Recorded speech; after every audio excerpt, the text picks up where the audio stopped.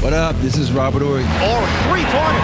Buries it! You might know me as Big Shot Bob. To Horry for three. Oh, unbelievable. This guy is off the charts. What's going on, Big Shot Bob? Robert Horry from downtown. Well, I will tell you, there are plenty of ears on this show today. After how things went down last night. It is the Big Shot Bob podcast. Let's call it episode 161.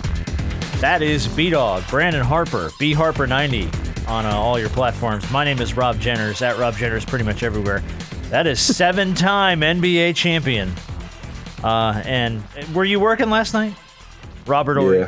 Yeah, I had to watch that. Okay. Yes. I mean, we are in the thick of everything. We have a lot of playoffs related stuff to talk about.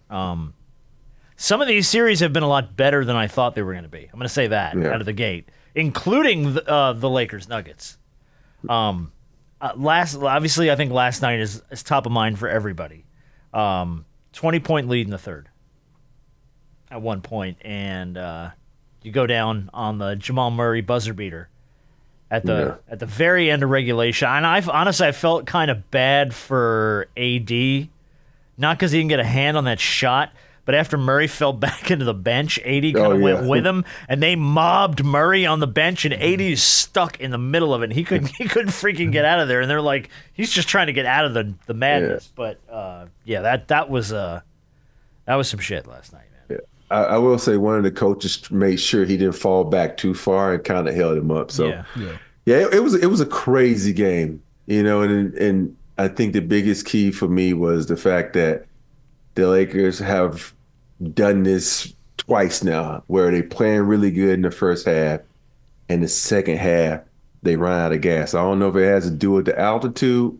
I don't know if it because of the shortened rotation, but that second half is just out of gas. They scored 40 points in the second half, and I think they scored 40 points almost in one quarter. So they just ran out of gas. Well, and unless somebody turned on the valve to make the altitude a lot stronger in that second half, was the altitude not working in the first half? Because no, fatigue sets in, man. It's a marathon, not a sprint. I get it. I definitely understand it. But Denver, they have one of the more ultimate home court advantages, obviously because of the elevation. But at some point in time, whether you were going to see them in the first round or you were going to quote unquote avoid them to see them later, hey, this is what it's going to be. This is what it is, and this is what it has been. The real story is you are 0-10 versus the Denver Nuggets. Elevation, no elevation. Because part of that, those 10 losses, all of them didn't come in Denver. Some of them came in L.A. too. So what elevation problem we got there? No, we just say they ran out of gas in the second half. Oh, they run. So I'm just saying that they have to go deep into their rotation. They're getting no production out of their bench. I think the only production they're getting is out of Prince. I look at one period when they had Jackson Hayes in there. I think they only had like 2 offensive rebounds, and one was by AR and Jackson Hayes. Yeah. You have to play an active guy like Jackson Hayes just to use the word muck things up, things up in there. And for me, there's no reason when you set Rui, go big, go Jackson Hayes, go AD, LeBron, and for me, because Rui, he was so good last year in the playoffs against Denver. Mm-hmm. So far, he missed like 4 layups last night. Yeah. Typical Rui, and that's not him. Right. So for me, I just think he's going to have to go deeper in their rotation, especially if they go back to Denver, which I don't know, because they're going back.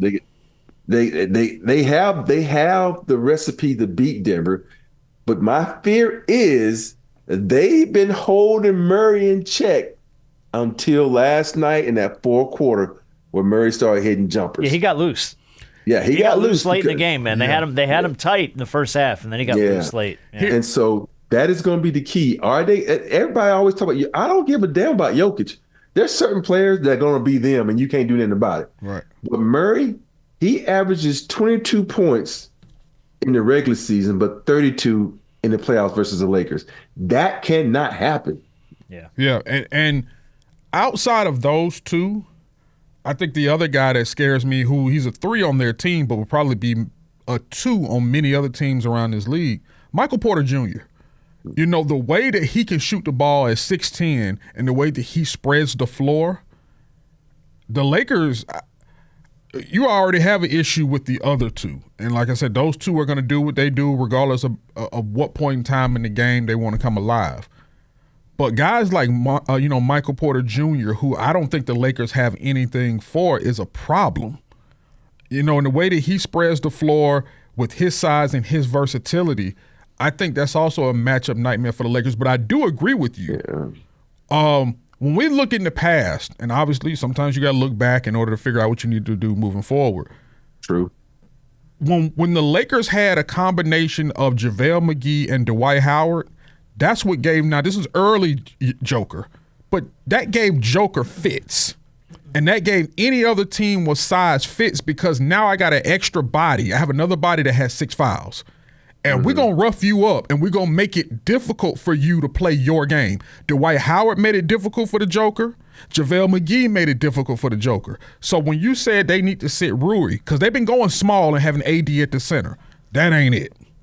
They need to go back to big and have Jackson Hayes and AD. That's what I just said. Yeah, that's what I'm saying. I agree with you. Yeah. I agree with you on that, and that's one of the things that I was looking. I'm like, because Rui is struggling. Yes, you want to spread the floor, but if spreading the floor is not – if you're not knocking down shots, spreading the floor is pointless.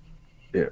You know, and also for me, you don't want to put an aging LeBron, 40 years old. I know he's not 40, but I'm just rounding up. I'm putting him on Gordon, and I'm putting Rui on Michael Porter Jr. And the reason is, and sometimes LeBron gets lost when he has to guard a guy on the perimeter, and it's like all the aging greats do that. Kobe did it, LeBron does it, Clyde did it. A lot of these guys do it because they so intent on trying to help defensively, and trying to help the team, where you get a guy that says, yo, your rules are different when it comes to guarding Michael Porter Jr. Instead of being a foot on the paint, you a foot off the paint so you can get to him. And for me, that's one of the things you got to do. And Rui is such a fundamentally sound guy. If you say A, B, C, D, Rui does A, B, C, D. Mm-hmm. And I think if you put him on there and LeBron, you and Gordon, you guard each other. Because AD did a good job in the first half on Jokic. He took the responsibility. So that's a little tweak in the lineup that I was doing. I thought it was perfect putting, D-Lo on KCP, even though KCP dunked on fucking Prince last night. Like, damn, KCP, where'd that come from? But yeah, so I think the matchup is good. It's just something about that second half where the Lakers lose focus and they don't have any go-to plays like Denver does. And for them to shoot the ball away, I mean, D'Lo was lights out from 3 yesterday. Yesterday. In game 1, he couldn't buy a shot. He couldn't buy a bucket. But game 2, I mean, the basket looked like the ocean for him. And which is what allowed them to have the 15-point lead going into the half, even though, I do agree with Kenny Smith where he said it sometimes with the Lakers, a 15-point, 20-point lead, I'm never satisfied. Because we know the history of these teams, how they can get lost and they can take their foot off the gas. And I give the credit to the Nuggets because you can never sit up there and say this team is down. Not with the way Jamal Murray and not the way Jokic can play and not the way all those other guys can play as well. So they're never out of it. But for a LeBron-led basketball team, there were times where there was a moment in a stretch where LeBron hit back-to-back threes, and I think on the next 3 possessions, and this was down the stretch, he gave the ball up. And my thing is, as a superstar, and I know we LeBron is about getting guys involved, but there are times I want to see LeBron more. I know, even at 39 years old, but he's on the floor. He's playing. I want to see you be more selfish and take this thing over and say, I don't care what we do. I'm getting us back to L.A. tied 1-1, and we're going to tip this home court advantage because we cannot come out of Denver and go home 0-2. We just can't do it. I don't agree with you on that one because, to me, if you go back to the first half, LeBron wasn't doing that. You know what I'm saying? It's certain games when you have the advantage, I'm good with that. Right. When it comes to Denver, he doesn't have that advantage. You think about Aaron Gordon is big enough and strong enough to withstand his force. You got Jokic who's big enough to withstand his force when he goes to the paint. Now you kicking in their defense. People don't talk about Denver's defense, but Murray can play defense. KCP, the only person that on that team is not a defender is Michael Porter Jr. So that is the problem. And that was one of the things that I felt was a mistake that they made down the stretch by just going to LeBron, because the two hottest guys in that game was who? AD. Who didn't score in the fourth. Yeah. He took one shot in the fourth. Yeah. And my whole point is, you remember they went to the pick and roll with AD and D'Lo. D'Lo made a dumbass pass, the lob. They came back down the next time. He got to the bucket and got a layup. He came down that one time, got fouled, but they reversed the call. Yeah. So my whole point is, and that was on Michael Porter Jr., who cannot guard him because D'Lo's too crafty. That was one of the things that I thought was kind of messed up where, I don't know if that goes to the players or the coaching staff, but I'm going to blame the coaching staff on this one. And I love Darvin Ham, but I thought he made some big coaching mistakes in the game. And the first mistake he made was almost like when I was mad at Coach Dave Ribebo. If a guy is 3 for 3 from 3, hot, you don't fucking sub him. You don't sub him until he raises his hand. This is the playoffs. You throw your fucking rotation shit out the fucking window. You sub in. Okay, if you want to put Spencer in the game, that's fine. You took fucking AR out and you put him on the bench, but you leave D'Lo in the game. To me, that was the biggest mistake that was made from the jump. You don't take a hot guy out of the game because why? He's spreading the floor for you and he's making the fucking game easier for AD and LeBron and everybody else on the floor. That, to me, was the biggest mistake. And he sat, even though he only sat like 4 minutes, those 4 minutes were huge because your lead could have increased and you could have put your foot on their neck and it would have been over from that point. Yeah. Yeah, I mean, you had a lot of missed opportunities down the stretch. Yeah. Obviously, anytime you have, and speak to this from a player's perspective, does your approach to a game change when you're playing with that kind of a lead? I mean, because it seemed like you said, they took their foot off the gas late in the game, and to me, it just felt like the approach to the game changed entirely as we got into the fourth quarter of that game. And it was almost like the mentality wasn't quite there. Well, they went into the mentality of LeBron save us. LeBron, every play was ran for LeBron. And I even called, I said, they went to a timeout. I said, I guarantee you they throw AD in the fucking corner for a 3. And your play comes out, AD's in the fucking corner doing nothing. Yeah. And to me, it's like I've been on every team I've been on. We have dominant big men, right? We go to a fucking huddle. Sometimes the coaches sit there because we are no. This is what we fucking running. Tim, you're gonna get the ball. Dream, you're gonna get the ball. Shaq, you're gonna get the ball. This is what we're gonna do. You're gonna feed off this, and you kick it to the open bar. We swing, easy jumper from the 3. And for me, it's like you put AD, who's shooting like 26% from 3 in the fucking corner for a 3, but he's hot. No, he's hot from mid-range. He's not hot from 3. It's a total difference. Right. When you're a shooter, yeah, that counts. But when you're big and you're not a shooter, that doesn't work that way. And for me, that was just, it was so many mistakes. I don't know, you blame it on the coaching staff or you blame it on the players, but players need to recognize the advantage. Sometimes you got to, this team does break plays. They don't run what Darvin tells them to run. But as a player, you said, no, we fucking running this. D'Lo, get the ball. LeBron, go to your 45-degree 3 so you be ready. I'm setting the pick and roll. Yeah. Just you got to get out of there with a win. You got to get out of there with a dub, especially last night. I mean, good grief. That is such a momentum swing for Denver, though. Oh, huge. Dude, huge. They're feeling like the basketball gods are on this side again, and there's no stopping them. Nope. Yeah. Nope. Let's move on from the Lakers. The Sixers. Though. Yeah, the Sixers. Dude. Oh, my goodness. Game 1, back and forth, all the way down to the fourth. Knicks get the win in Game 1. Mm-hmm. Then you get that weird play from Embiid in Game 1, where he throws the ball off the backboard to himself and hurts his knee. And he looked fine last night. He was all over the floor last night. So it obviously didn't mire him too much. But he was slowed down significantly in Game 1 off of what I thought was a showboaty, childish play. Why do that? What's the point of that? I think for him, it was the only opportunity to like get the ball back. But here's the thing what people don't understand. When you wear that brace, I've had to wear one, Shaq has to wear one. If you land awkwardly, the brace would hit you in your knee and it would scare you and hurt your knee more than it actually hurts you. And so when I looked at that, I thought the brace, you can already see that he has blood on that sleeve, that I guarantee you that brace kind of prevented him from hurting his knee, and it kind of did something. Dug into him or something.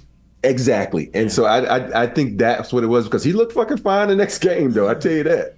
No, he looked right on. As far as last night went, he looked right on. And again, another really good game last night. The back and forth the whole freaking way. At one point, it looked like the Sixers were going to charge off. And they were up 5 with Reggie Miller happened to him. A minute and a half? Yeah, a minute, 90 seconds to go or something. Yeah. And then the Knicks, man. And by the way, a wildly strange finish. One of those, steal the inbound, get the ball back, the shot.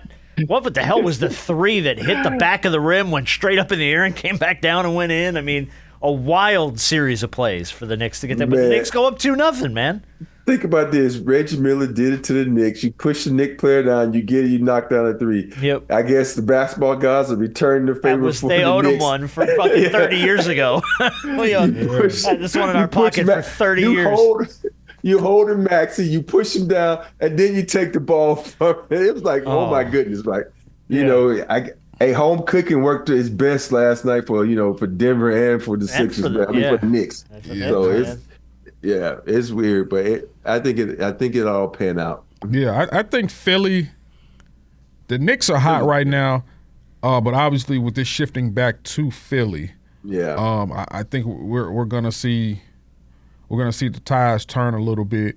I have more confidence in Philly being able to turn around than the Lakers, just for the simple fact that Denver, they just have the Lakers number.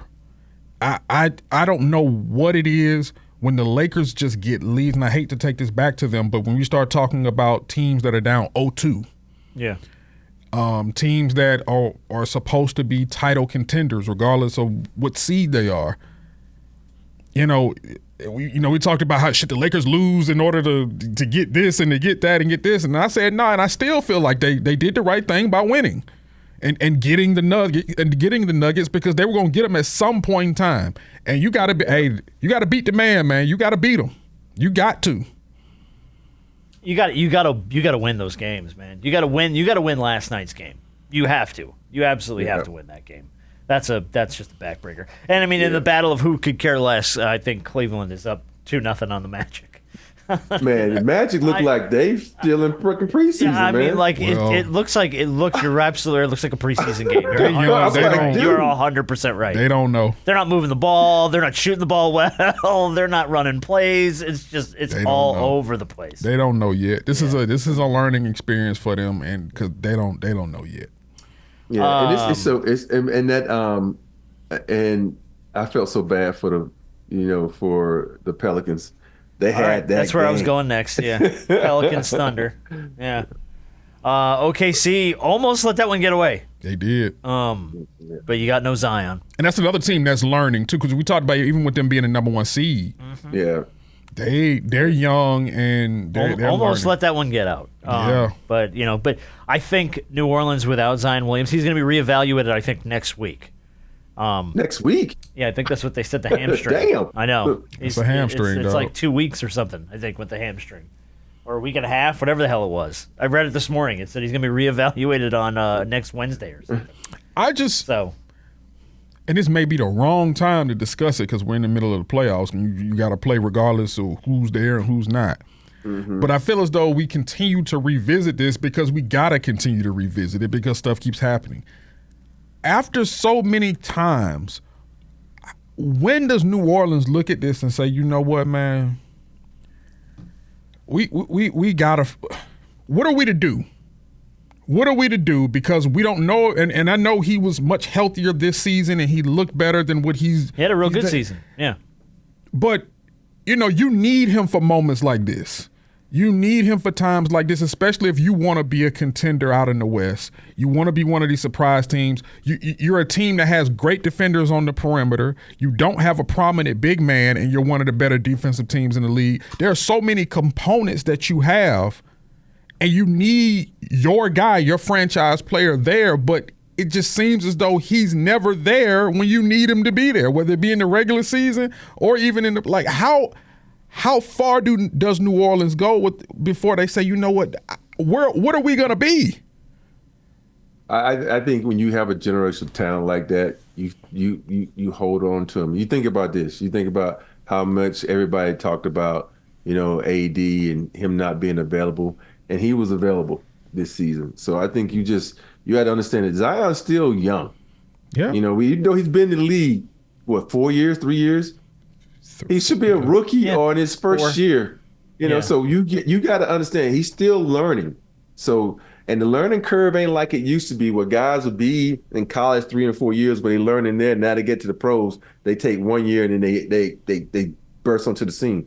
This guy is still young and learning not just his body, but the rigors of the NBA. So I'm holding on to him because just take for instance, look at the NBA draft that's coming up right now this season. Yeah, Tell me one player out of that draft that you were like, oh, that's my guy. No, we got questions about that coming up. We got questions in the shoot around this week coming up about that. So that's why you keep Zion, because there ain't nothing in that draft. No, there's nothing down the pipe that you're holding out for. No, there is nothing down the pipe you're holding out for. Yeah, I get it. And look, no game changers. and the concept, from the standpoint of him learning the game and everything, I'm fine with that because he is young.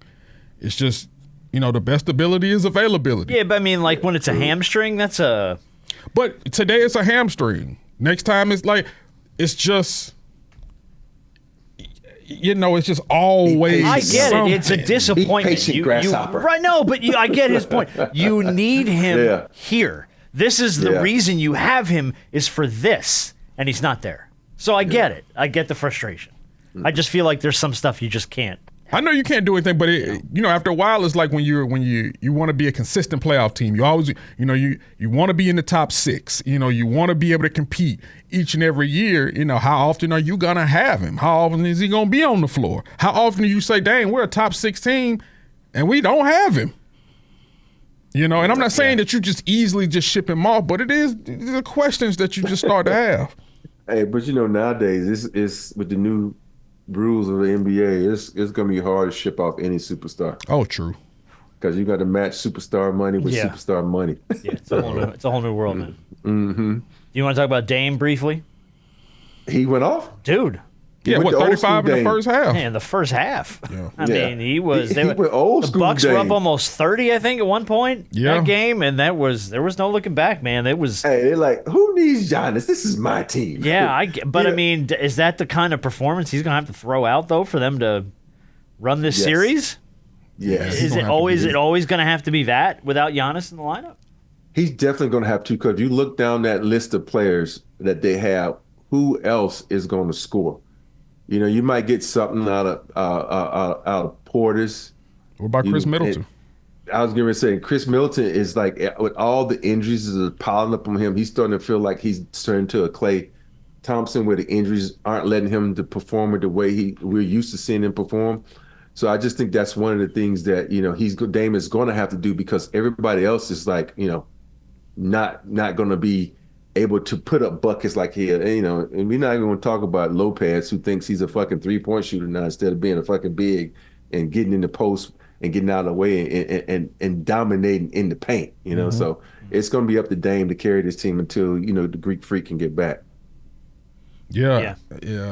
I think in Indiana, if Indiana, I don't want to say it's they put something on a silver platter for you, because I don't ever want to say that about another team. Sure. But this is your opportunity. Well, that's the break you need, right? Or want. Step up, because the best player in this entire series is not going to play.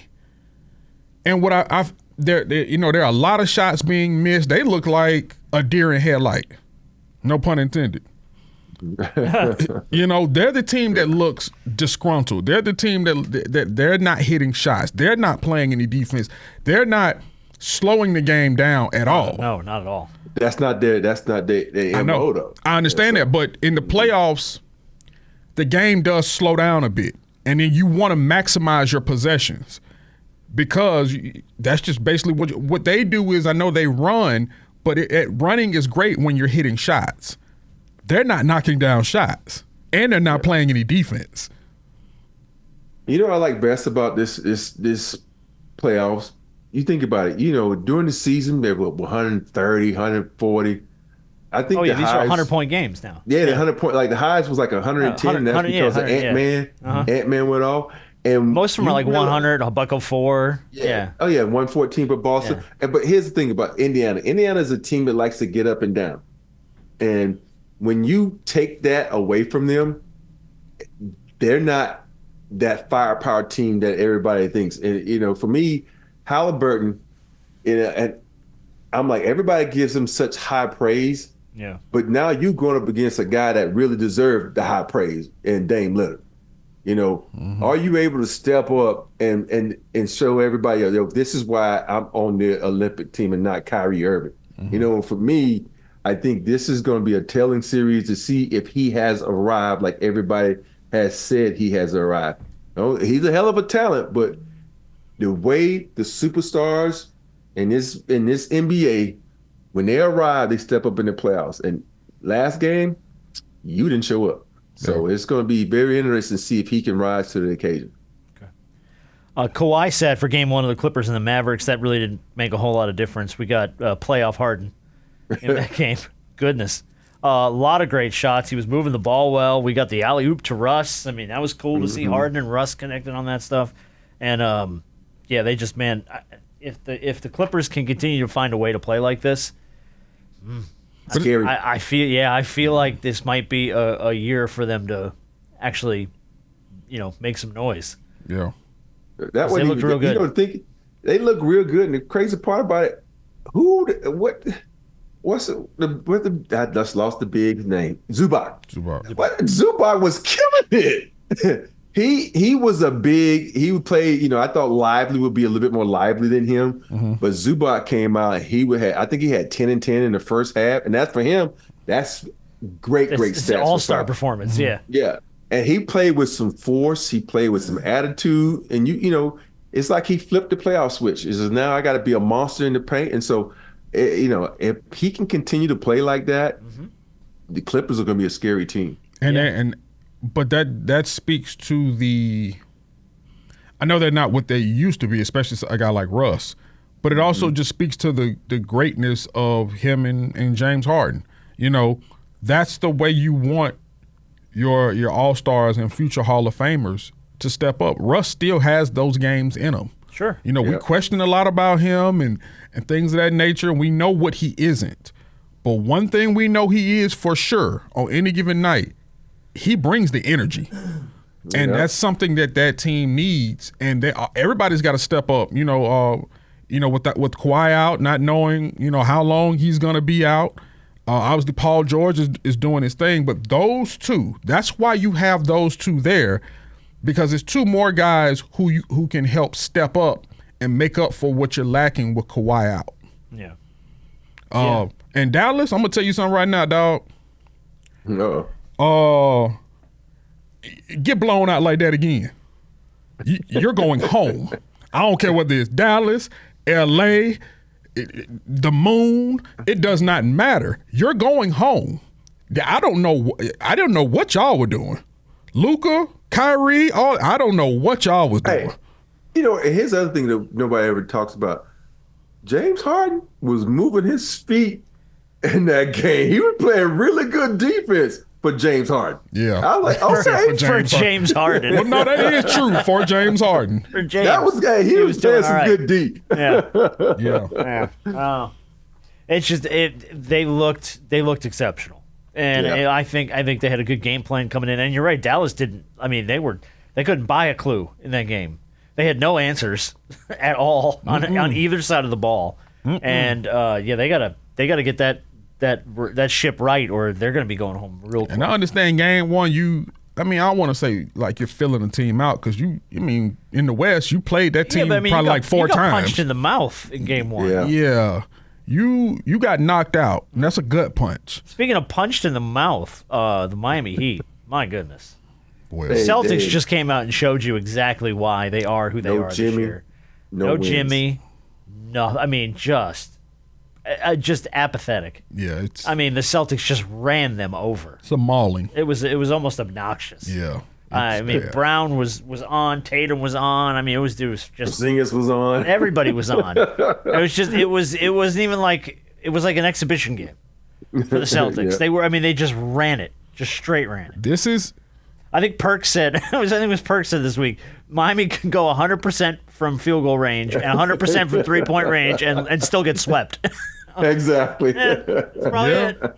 They just don't have enough, and that's just the straw. They drew the straw to play the number 1 seed. Yeah. And I'll say this with Miami. I understand this is not Miami, but Boston. I know this is the first round.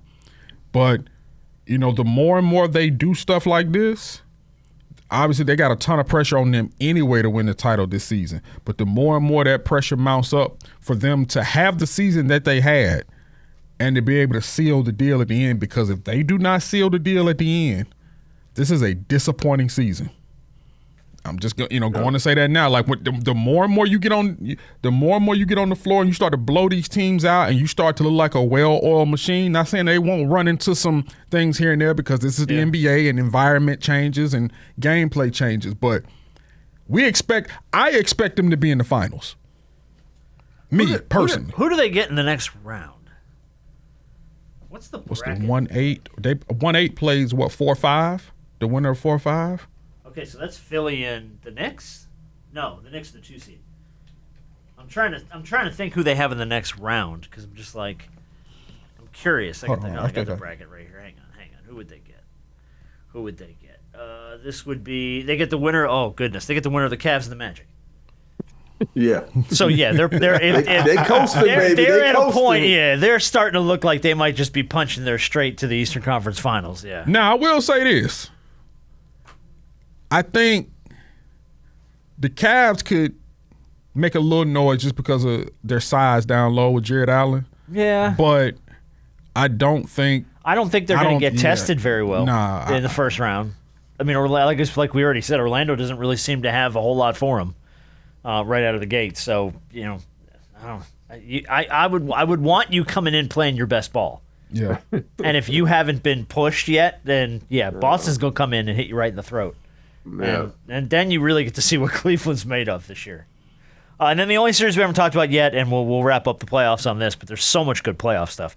Timberwolves and the Suns was actually a lot closer than the score indicated. That was a back and forth game, and Anthony Edwards, my goodness, dog, dude, he just dog. Watching him come back down the floor and bark at Durant was beautiful because it's like that's the guy he grew up idolizing. That's the guy he wanted to be. Now he's getting him in the playoffs, and he's just putting on a show.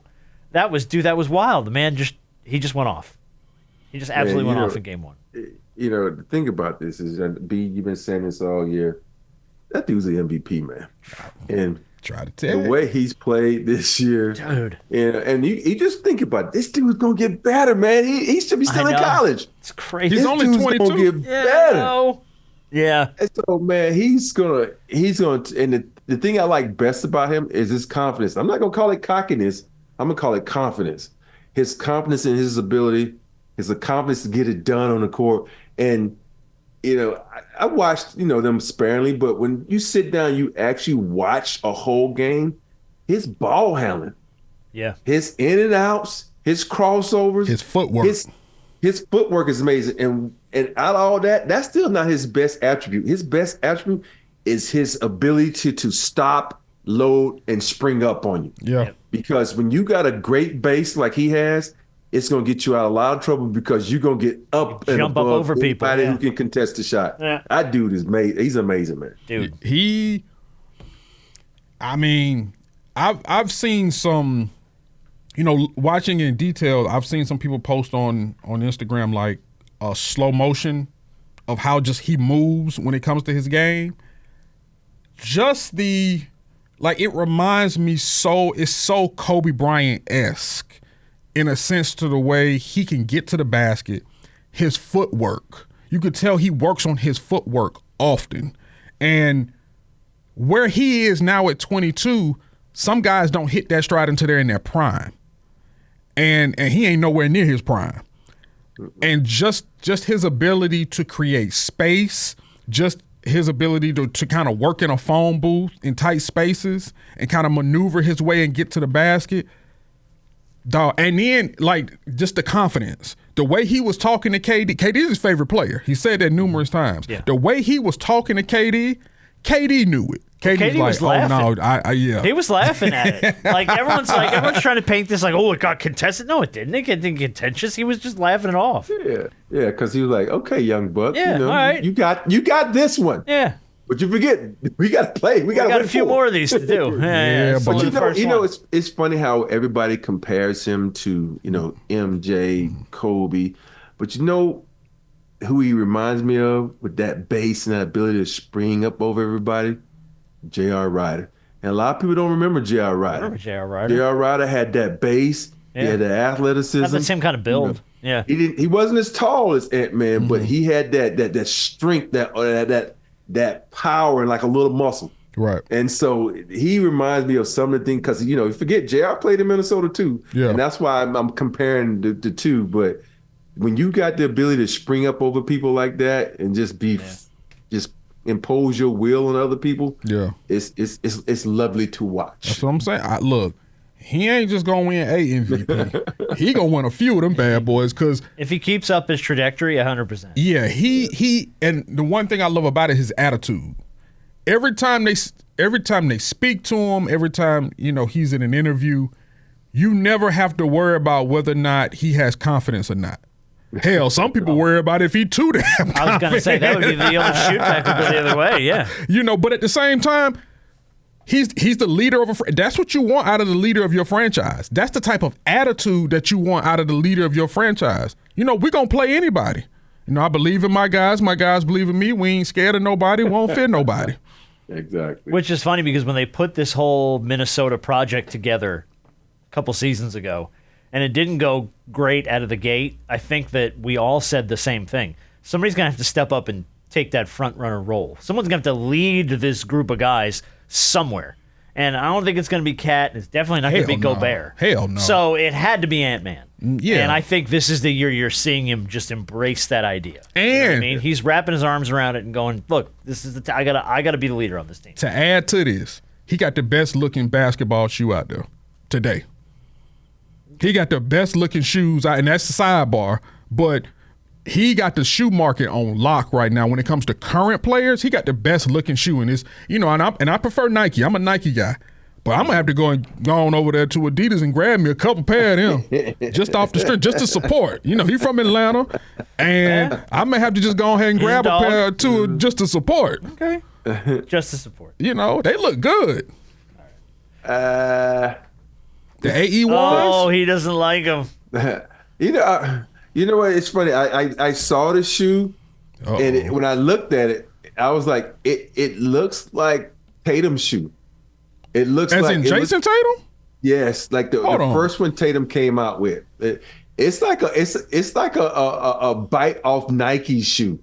That's the reason I'm like, okay.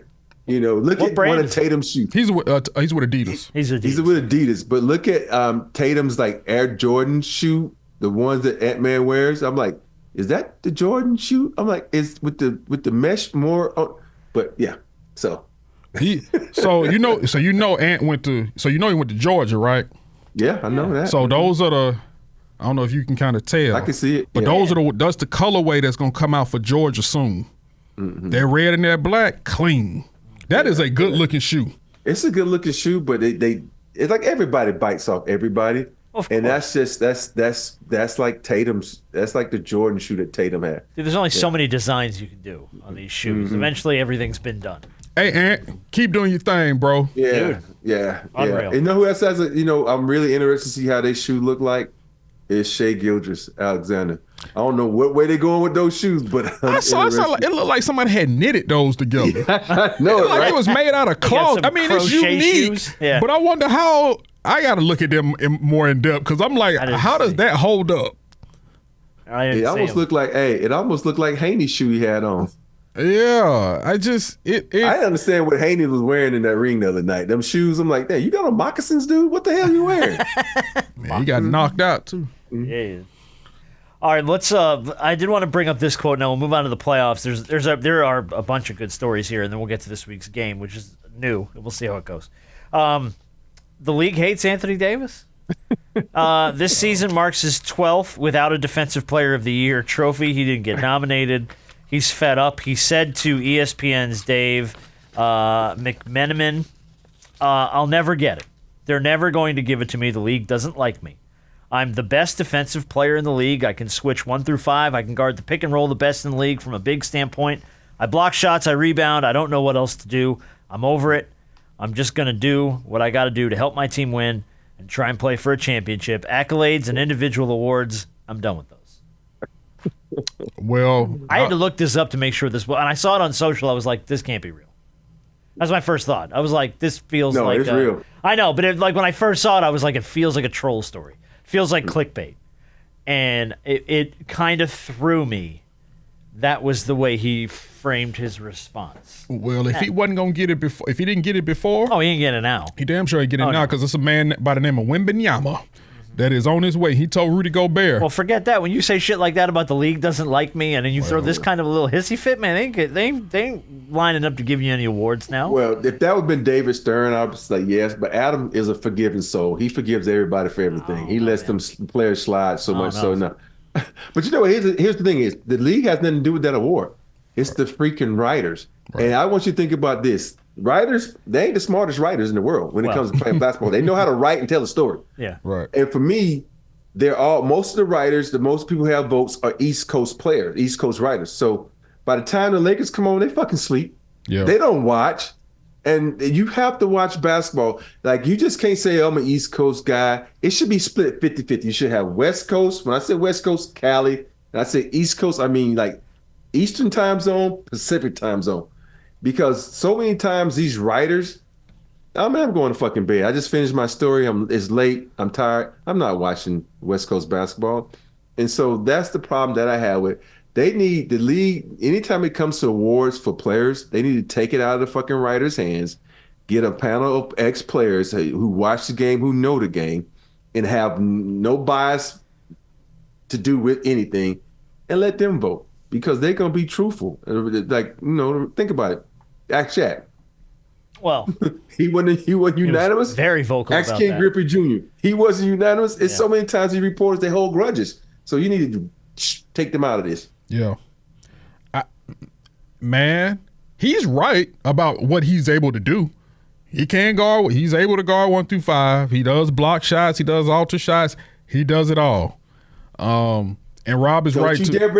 Don't you dare bring up winning for the team because Bam and Wembanyama, their teams have less wins. Yeah, I'm not. No, I wasn't gonna do that. Because my thing is, no, I wasn't gonna do that. Because my thing is, if that's the case, then we're gonna have to take some of Rudy's away. Yeah. I mean, he shouldn't have any. Well, I won't say that. I ain't gonna say that. Hey, he shouldn't have any. Why you say that? Because defense is not about just blocking shots, dude. You think about it. It's and I know. Okay, well, take Dwight Howard's away then. I would no, but Dwight moves his feet. He would get out. Rudy Gobert doesn't move his feet though. The defense, to me, the Defensive Player of the Year award has been a joke since they gave it to fucking the boy in Memphis. I just lost his fucking name. Jared Jackson. No. The one before him, the brother Gasol. They gave it to Marc Gasol. Ever since they gave it to Marc Gasol, I'm like, this fucking award is a joke. You think about it. If you look at the last Defensive Players of the Year, they all been from the East Coast. It's like, dude, really? Come on now. That lets you know that they only watch fucking East Coast basketball. And so this award has become a joke because defense is more than just fucking blocking shots. You had to, you got to get in front of someone. You got to move your feet. And people get caught up like, oh, he had blocks, And it's not just about blocks. I can understand if you controlling the paint and doing stuff like that, Like you think about Giannis when he won it. You think about Dream when he won it. All these guys. When's the last time a guy who can lock you? I know the NBA has moved away from defense and it's all about offense, but this award has become a joke to me. Oh, Marcus Smart won it in 21. East Coast. Okay. Jaren Jackson Jr., Marcus Smart. East Coast. Rudy. East Coast. Giannis. East Coast. Giannis is Milwaukee. That's like the Midwest. That's East Coast. But I'm talking about Eastern time zone. All right. Gobert. When he won it in Draymond Utah. Green. Utah's West. Draymond Green. I know when he wanted to. Yeah. West. Kawhi Leonard. But see, those guys can move their feet on the perimeter and they can block shots. Rudy Gobert can't do none of that. They don't play on the East Coast, though. Yeah, they know. But lately, though, it's all been East Coast. I'm not saying that I agree with you. I'm not saying that a lot of these writers are the smartest because Anthony Davis, he's right. He is right about that Defensive Player of the Year where he should at least have one. He should at least have one, too. Who? Bam. Oh, yeah. He got screwed out of a couple of them, too. Yeah, I don't, man, I just don't know. I don't know how to explain. I'm not a writer. I don't think he's wrong when he says, I can do all the things that I can do. Like you said, my only hang with it is the league doesn't like me. Oh, come on.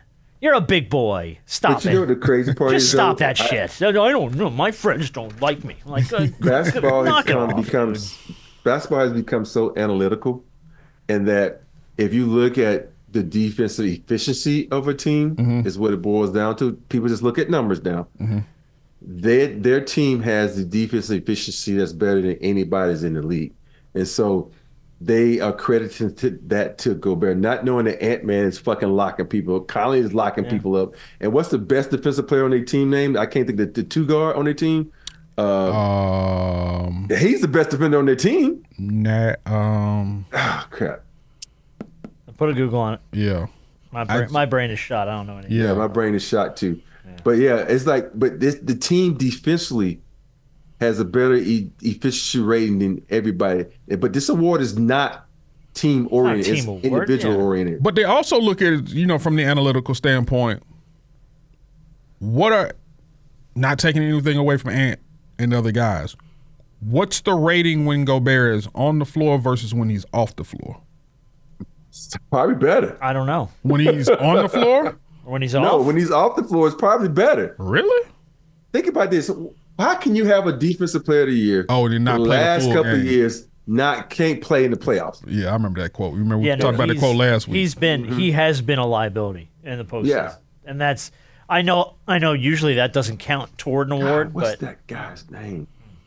I don't know. Google will know. But I will say, the three that Dwight Howard won, came from blocking and altering shots. All right, people, when Dwight was in there, people feared Dwight. Don't nobody fear Gobert. It's a difference. I get it, but Yeah.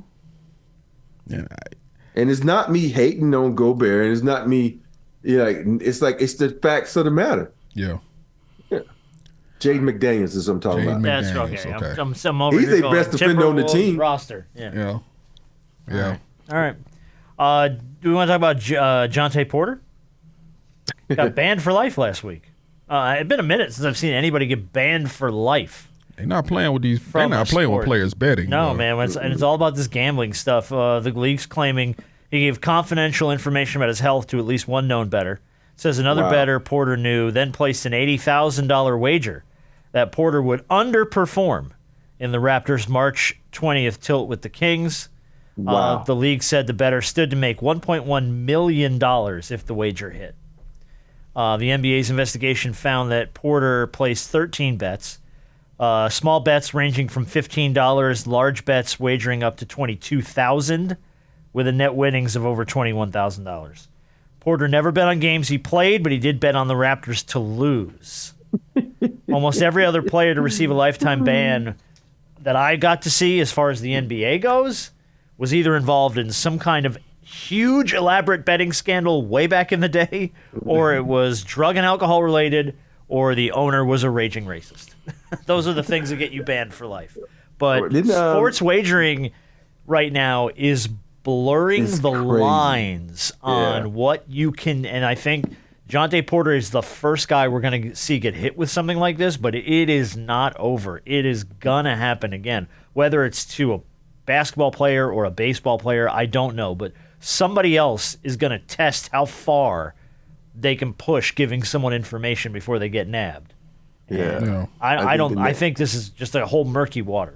The next person is going to be banned. It's going to be probably somebody in the NFL. Could be somebody in the NFL. Well, I mean, Calvin Ridley at one point was suspended for a season. He was suspended for the full season for betting. And they've had a couple of guys suspended. DraftKings or something, wasn't it, too? Something like that. Yeah. The crazy part about it is when you look at – my thing is if you going to bet and you're going to win some money back, let your overall earnings be more than what you make in a season. Yeah, I don't think his overall earnings was even close to what he made in a season playing basketball.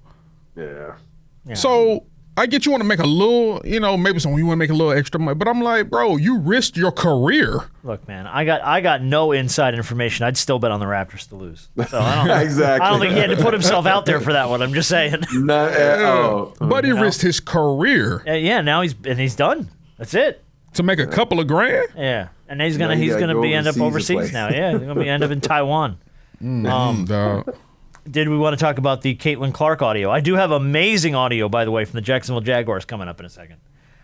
Did you hear the thing with Caitlin Clark? So she, by the way, signed her deal with Nike. Yeah. $28 million. So yeah, there's your makeup for all the crappy contract and the WNBA stuff, and yeah, she got $3.5 million a year. $3.5 million a year from Nike. So she's going to be doing just fine. Mm-hmm. Did you hear the journalist at the press conference with her? Oh, the creepy one? All right. So after these games, she does the heart hands thing to her, I think to her family. Yeah. If they're in the stands. So, reporter gets up. The guy's name, he's from the, hold on, I'm going to get it's Greg Doyle. He's a journalist for the Indianapolis Star. And he does the heart hands thing to her. Caitlin, Greg Doyle, Indy Star. Real quick, let me do this. Does the heart hands. You like that? I like that you're here. I like that you're here. I do that at my family after every game, so. Okay, well, let's start doing it to me and we'll get along just fine. So, creepy. Okay. Here's the thing, though. I don't think he intentionally meant to be creepy. That's fine. I think he was trying to be funny. And he starts the clip by going, "I'm so happy you're here." Because this, I think, is going to be a big thing for them. And it obviously has been. I mean, their ticket sales are through the roof. Jersey sales are off the charts. Hold on, the stat. I have the stat here. Caitlin Clark's Indiana Fever jersey has outsold the Dallas Cowboys' entire team's jersey sales for the whole year. Yeah. Wow. Love that. But I don't think he meant to be He didn't mean creepy. He just ended up there. But it sound ridiculous. Like, that sound. As long as you start doing it to me. Yeah, you should start doing it. You should start. Like, that's creepy, dog. Whether you mean it or not. Hey, somebody got to tap him and say, "Hey, bro, you know this going to make way, right? You know this going to get everywhere, right?" That's creepy. Don't do that no more. He's probably happy that everybody in the world know who he is now. Maybe. Yeah, but we got to. And think about it. People say that dude's kind of creepy. Let's start following him and see if he says anything else. Trying to go at Caitlin. Oh, that's bad. No, that's not going to work out for him. That's not going to work out for him. Creep. That's going to blow up in his face. All right, let's talk about Jacksonville Jaguars general manager Trent. I think his name's Baalke. Baalke. Okay, I don't know how to pronounce his name. He used to be in San Francisco. All right, so he's the general manager of the Jacksonville Jaguars. They were talking about him and Coach Peterson were meeting with the media, breaking down the draft. And this happens. We're not there yet. We still got a couple of days going through. Coach and I haven't sat down and gone through the final board yet. We'll do that on Monday. Did he fart? Whoa. Oh, was that his stomach rumbling? All right, so that's the question. Was that like a rumbly burp? That's fart. Or was that a rip? Play it again. Here we go. We're not there yet. We still got a couple of days going through. Coach and I haven't sat down and gone through the final board yet. We'll do that on Monday. I don't know. After listening to it again, I might be saying Excuse me. stomach. All right, one more time. I got it on ice out. Hold on. Excuse me. That might. I don't know. I'm about 50-50. I know, right? We got to call him up and ask him, did you fart? He ain't gonna. He would never tell Oh, me. come on. He ain't gonna. Yeah. Did you Donald Trump that shit and fart while you was sleeping? Bruh, I'm about 50-50 on it. Either way, it's still funny. What did you think, Turco? It's a complete crap. So it was a fart. It was a fart. That's a fart to me. I'm sorry. It's yeah. I'm going with fart. It's got too much low end. You know what I mean? Like if it was a burp, it would be more here. No, but I'm talking about even if it was the It's got too stomach much rumble. off mic. You know, it's I don't know, man. It's a little too far off mic for me. I don't know how. Excuse me. Oh yeah. Yeah, that might be a fart. I don't know. All right, let's do big shot of the week. It's going to go to Kadir Tola, who is just a good Samaritan in Minnesota, and a number of several other people for a video that you probably saw this week. There was a fiery crash on I-94 in Minnesota. The car had gone off the road. It was a Honda. Went off the road, hit a light pole, and burst into flames. Well, this guy and a number of other Samaritans pull over, and the car is on fire. Somebody's trapped inside it. And the way that it went off the road, the driver's side door is wedged against the guardrail. So they're pulling at this door. They're trying to break the window. Literally, now I'm telling you, they're doing this while the car is on fire, trying to get this guy out. And they did not give up. They finally... One of those like highway hero people came around, shattered the window, and everybody dragged this guy out of the car. And I will tell you that within maybe 20 or 30 seconds of them getting him out of the car, fully engulfed. The whole car was completely on fire. Crazy. And it is wild video if you haven't seen it. It is nuts. I mean, the car is on fire, and they are doing everything they can to get this guy out of that car. They didn't run. They didn't back off. They didn't stop. And eventually they got him out and saved his life. That guardrail was holding the door shut. Yeah, because the way it kind of came off the road, it wedged the driver's side door against the guardrail. So they couldn't get the door open. They're trying to do everything they can. So they were trying to break the window and everything. And then it was that highway hero guy that came along, hit the window, broke it. Even the guy from the inside is trying to get it. He was screaming. Apparently, according to the story, he's screaming, "Help me, get me out of here." You see where it burst in flames, the brother fell down and ran away. Oh, yeah. So, Yeah. So just big shot of the week to all those folks that helped save that man's life, because it's really easy to go, dude, I don't know, man. I can't help you. I'm not risking myself for There's nothing I can do here, you know? Yeah, but they, that's a big shot to them, because a lot of people would stand back. So many people nowadays was like, okay, I'm going to break out my phone and film this, and not going to help, so. Yep. He took charge and tried his best. Yeah, he sure did. I think his thought process was to try to open the door, and then it was just so many things going on there. So big ups. Yeah, big ups to all those people, man. All those people stopped to help. All right, we got a new game this week. Uh-oh. I thought of this the other day. I want to give it a shot. We're going to see how it goes. It's called Tip Drill. And I'm going to give you the easiest explanation I can. You in Atlanta, you need a tip drill. Yeah, tip drill. You've played hot potato in your life, right? Where it's like you pass it back and forth, and you don't want to be the one holding it when the time runs out. Yep. So I have 3 categories here. I'll let you pick. Rob, you can pick off the top. And I'm going to put an indiscriminate amount of time on the clock. You're not going to know how much time. And I'm going to go back and forth. You're going to answer. I'm going to throw you a trivia question. You're going to answer it correctly in order for the next person to get the question. So we don't move on from you till you get the right answer. I got you. You don't want to be the one stuck with the question when the timer goes off. Does that make sense? I got you. Yes. Okay. Yes. It's hot potato. Oh, Lord. It's hot potato. But you have to get the answer right to pass it. You can't just go pass. I don't know. You're holding it till you get the answer They play this game right. on the Jimmy Fallon show all the time. Oh, do they? Yeah. Oh, okay. There you go. So there you go. We call it Tip Drill here. That's My Jam. Have you ever watched that? Oh, no, I haven't. It's on That's My Jam. They do it on That's My Jam. All right. So here you go. There's 3 categories. Category. I'll let you pick. Category 1, I played with Robert Horry. Category 2, the league doesn't like me. A little tribute to AD this week. And Category 3, hang it in the rafters. You get to pick, Rob. Let's go hanging in the rafters. Hanging in the rafters. All right. I'm going to put time on the clock. We will start with you, Rob. I'm going to give you a number and a city. You got to tell me whose number's hanging in the rafters. Oh, okay. Okay? So we'll start. Let's load this clock up. Rob, number 33 in Chicago. Scottie Pippen. Correct. B-Dog, number 3 in Philadelphia. Allen Iverson. Rob, number 41 in Dallas. Dirk Nowitzki. B-Dog, number 3 in Miami. D Wade. Rob, number 33 in New York. Patrick Ewing. B-Dog, number 13 in Golden State, Philly, and Los Angeles. Golly, Golden State, Philly, and Los Angeles.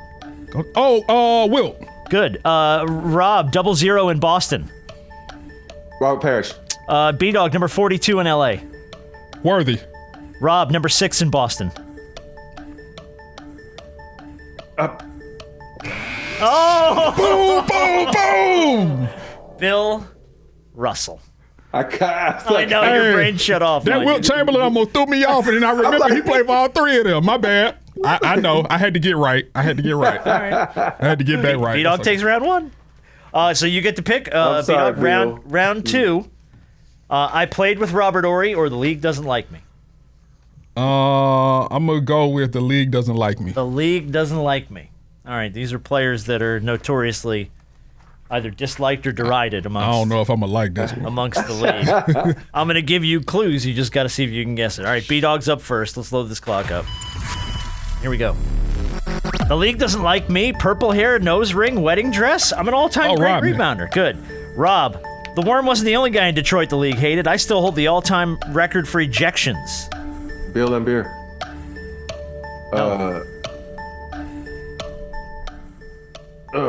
Crap. I know this one.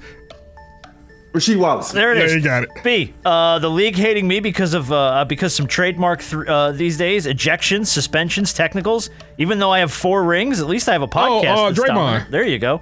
Rob, you put on a Superman shirt one time and Shaq turns the league against you. Very good. B-Dog, look, man, just because I like to chuck up the occasional shot from the logo or lean in for a foul, I ran out of time. Yeah, I ran out of time on that one. It would have been Trae Young on that one. No, it would have been Trae Young. Trae Young. All right, time pitch in the ass on that one. All right, last category. I played with Robert Horry. No, actually, I'm gonna change the time on the clock here. Let me give you another indiscriminate timer. Let's do this one. All right, Rob. Let's load this thing up. You're up first. Okay. Here we go. Yeah, I played in San Antonio, but it was also the flag bearer for Argentina in the 2008 Summer Olympics. Manu Ginobili. Very good. B-Dog, Houston was a blast, even though I got the same nickname as a Mel Gibson character for charging into the stands to fight people. Is that ain't Vernon, is it? Yes, it sure is. Yeah, okay. Robert Horry, I love Houston, but these days you find me gliding down a fairway more than a basketball court. Clyde. There you go. Oh. B-Dog, sorry, but my wife's hotter than yours. You know, she was an acclaimed TV actress on Desperate Housewives. She was a Desperate Housewives? This ain't Rick, is it? Fox? No. Desperate Housewives? I can't remember. Oh, it's stuck. I'm stuck. Remember the categories I played with Robert Horry? Yeah, I know. Desperate Housewives. I can't remember. Tony Parker. Shoot. Eva Longoria. Dang. Desperate Housewives made her famous, man. Very good. Oh. The next one was I might not have been married to Eva Longoria, but I was still the prettiest son of a bitch on the floor in Los Angeles. Rick Fox. Pretty Ricky. Rick Fox was the next one. Dang. I forgot about Tony. That's fun. That's not bad, right? No, that's a good game. All right, well, look, I only put 3 categories together. Next time I'll go a little bigger with the game, but I wanted to try it and see if it stuck because sometimes these things fall flat. Next time, don't put I played with Robert Horry. I played basketball with Robert Horry. No, because it's a much wide open spectrum if you leave it the other way. I played with Robert Horry. I met him in college. Was married to him for 11 years. Candace. No, wait, no. Oh, that's funny.